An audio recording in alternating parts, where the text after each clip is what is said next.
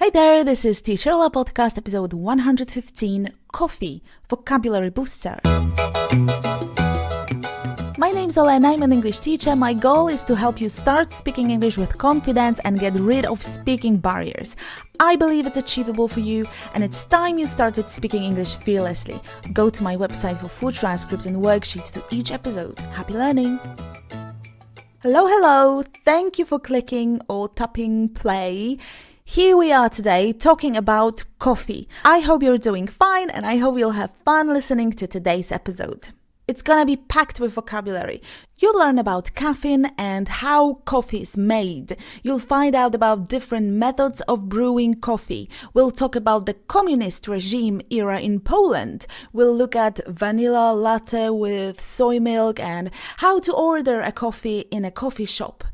Is it okay to say, "Can I get a latte"? Do you consider yourself a coffee curious or a coffee ignorant or maybe a coffee crazy?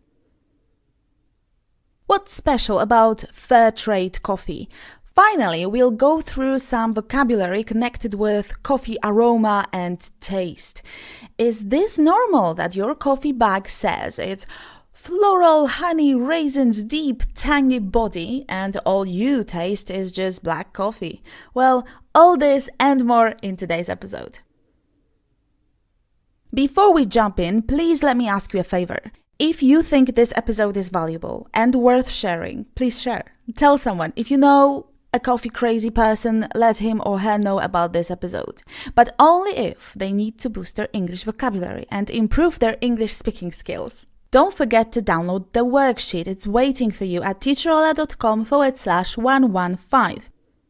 Today we're talking about coffee, but first let's begin with caffeine. Mind the pronunciation. Caffeine. What's caffeine? It's a drug found in coffee and tea that makes you feel more active. Yes, tea also contains caffeine. Example sentence: try to avoid too much caffeine. This stimulant is addictive. If you don't believe that, try quitting it and you'll see it in no time. Probably you'll get headaches and who knows what else. Caffeine enhances concentration, increases metabolism, and boosts mood. Whether it comes from coffee, tea, energy drinks, or soda, many people feel like they need caffeine in the morning to increase their motivation to work. I really enjoy the taste of coffee, but on the other hand, I hate being alert too long. So if you're anything like me, you might try having a decaf. That's an abbreviation from a decaffeinated coffee. Example sentence: I'll have a decaf, please. Now, tell me, are you a coffee addict? Are you a coffee person? Let's now have a look at how coffee is made. Let's start from the very beginning. First of all, coffee cherries. Yes, coffee cherries grow on coffee trees in certain climates. The regions where coffee beans come from are known as the coffee belt. There are two main types of coffee, Arabica and Robusta.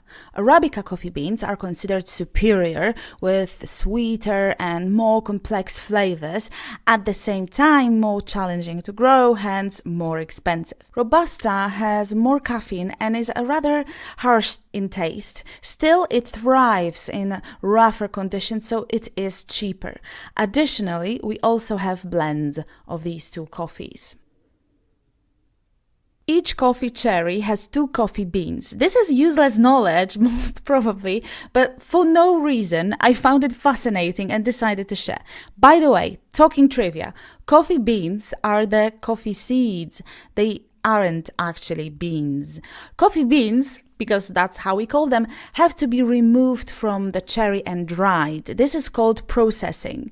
In the end, we get green coffee beans. There are various methods of processing, and if you are not a coffee ignorant, you might want to know them.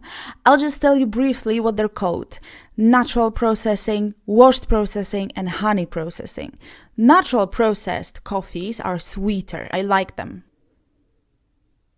Then green coffee beans are roasted. Roasting coffee gives it its rich brown color.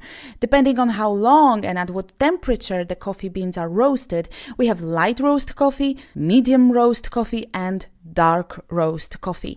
This is what you purchase, and now you gotta ground those beans. You need a good coffee grinder for that.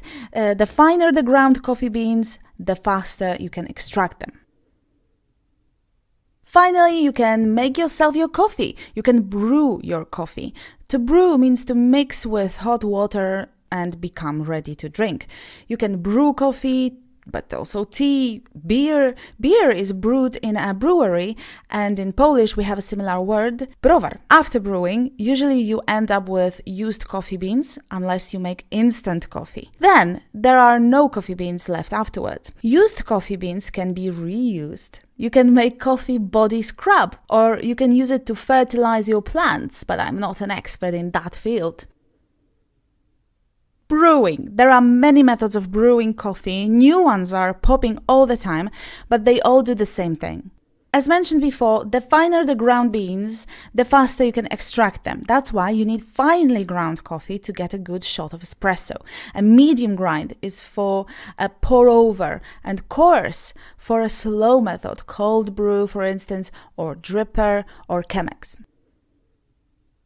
A coffee percolator is a type of pot used for the brewing of coffee, and I think it's one of the most popular methods of brewing coffee. French press is another one, but in Poland, especially among older generations, I don't know anyone except for my parents, aunts and uncles who drink this kind of coffee. Nowadays, we have so many better methods of brewing, really, but I'm not here to judge. It's subjective. Everyone has their own taste. What I'm talking about is grind coffee. During the communist regime era, coffee was a synonym of luxury and it was difficult to get. Hence, it was a common idea for a gift. It could work miracles in hospitals and offices. Most people drank grain coffee or poor quality coffee called plujka, and my granny, she still serves it in a glass with a metal handle. Classic. I think Turkish coffee is very similar to Polish grind coffee, but brewing differs, I guess. We just pour hot water over the ground coffee. That's it. It's also referred to as a poured over coffee. Coffee shops.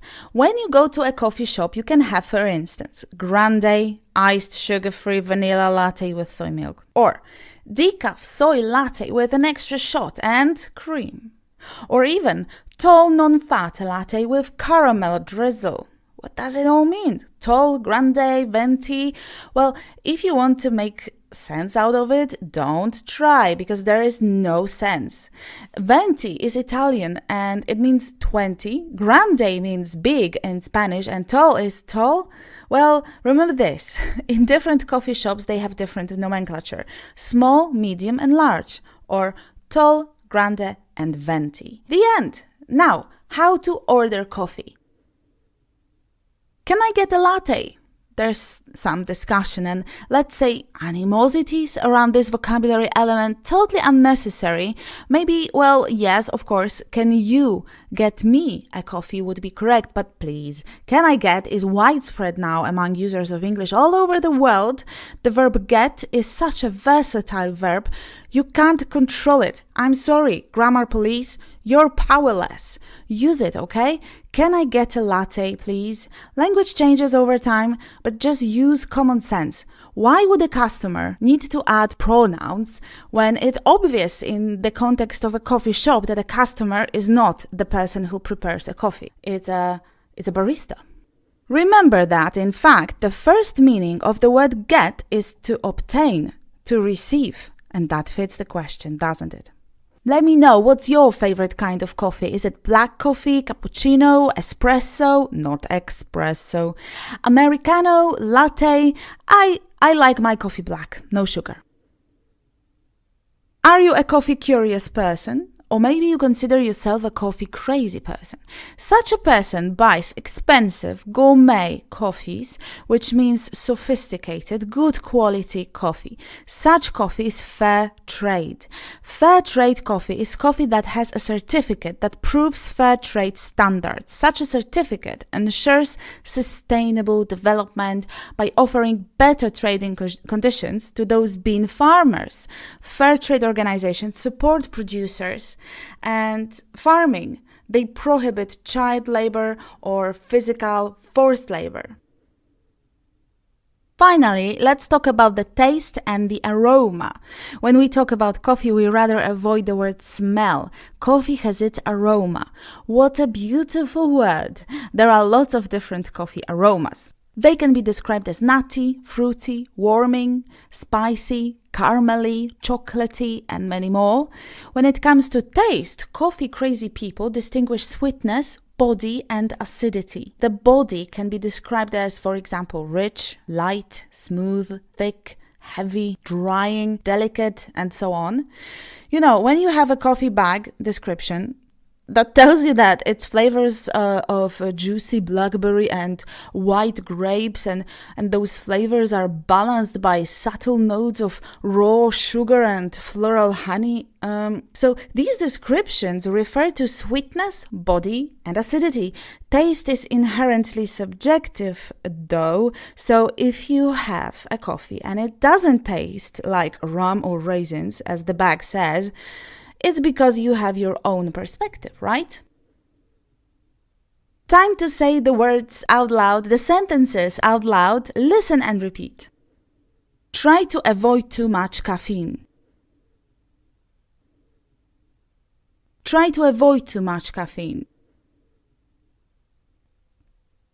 I'll have a decaf, please. I'll have a decaf, please.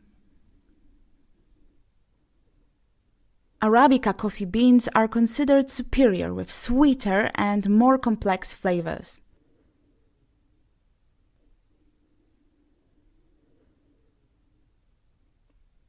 Arabica coffee beans are considered superior with sweeter and more complex flavors.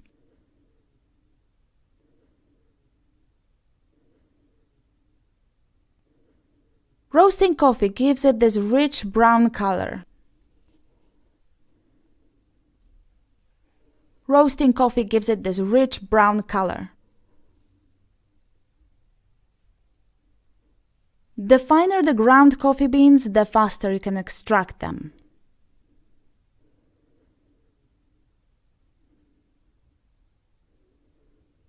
The finer the ground coffee beans, the faster you can extract them.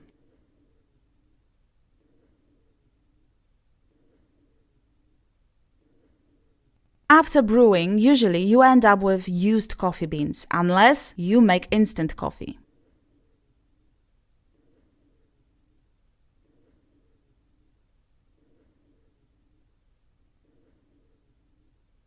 After brewing, usually you end up with used coffee beans, unless you make instant coffee.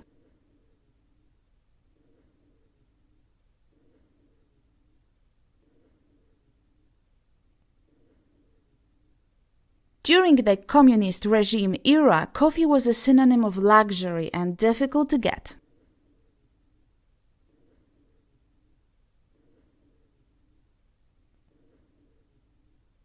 During the communist regime era, coffee was a synonym of luxury and difficult to get.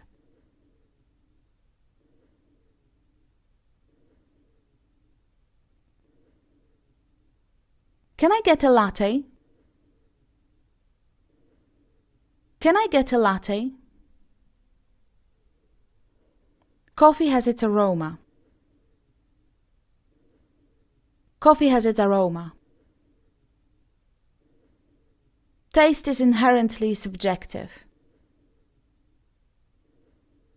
Taste is inherently subjective. Well done! Don't forget to grab your worksheet. In order to test yourself, complete the worksheet with translations. If you're not a member of Top People, download the worksheet at teacherola.com/115 and become one. It's free. If you find this episode useful, tell your friends about my podcast, share it with one person or share it somewhere on your social media. It'll help me grow and spread the message. Thank you so much for listening, and I'll see you next Wednesday. We're going to discuss the indefinite article a and an. Till then, take care, happy learning, stay fearless, and say it out loud. Bye-bye.